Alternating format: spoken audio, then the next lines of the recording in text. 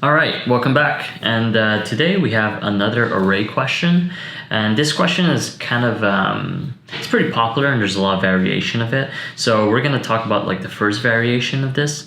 So the question is called best time to buy and sell stock. So the question is pretty easy to understand. And basically you're gonna get an array of a bunch of numbers. Actually, let's just read it. Say you have an array for which ith element is the price of a given stock. I don't know if you've ever done stock exchanges, but every day we see like the stock move, every hour, every minute. And then here it's like if you're only permitted to complete at most one transaction, so one buy and one sell, then what's the maximum money you can make? So note that you cannot sell stock before you buy one. So that means you have to buy at a certain price and then sell at a certain price, and that's it. That's all you can do.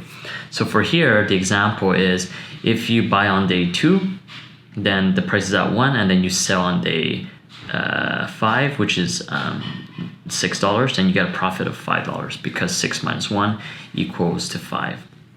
Cool.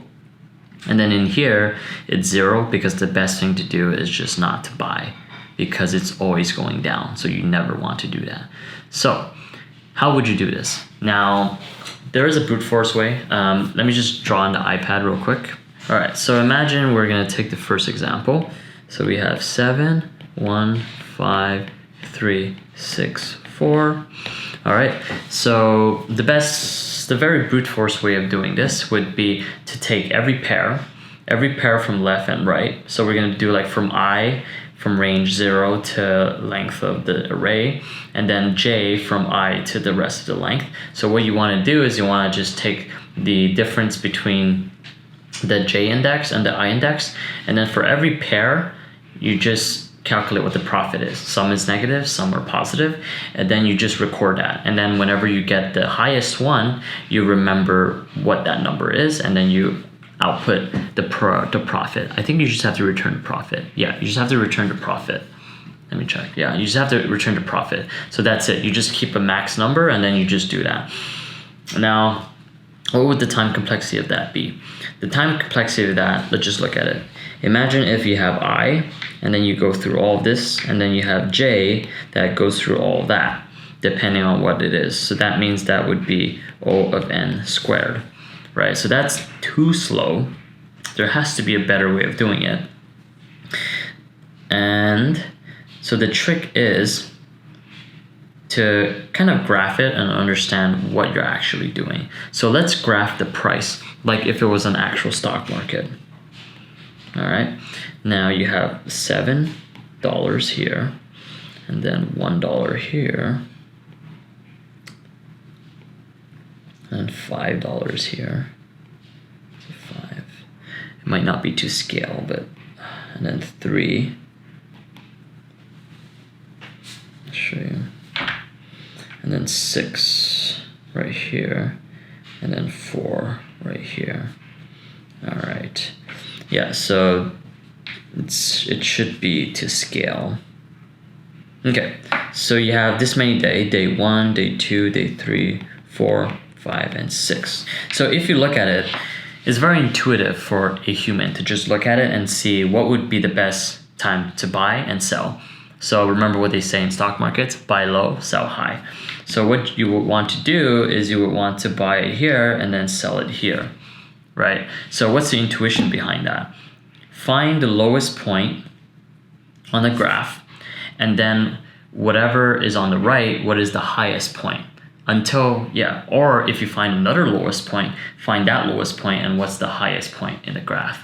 Anywhere that's to the right. The reason why it's to the right is because you can't buy here and then sell here, because that's impossible. Like you said, you can't sell something that you don't own. So that means every time you see a new minimum, you should record the minimum, and then for each point, you're gonna calculate what the max is. So you'll only move in like once. You only move once. So imagine if we're here, 7, so then the minimum will be currently 7, because you're right here, right? And then now the max profit, it's still 0, because minimum is 7, and what is the current price? So all you want to do is you always want to do price minus minimum, right? And you want to take the max of that. result. Result means what's the current max.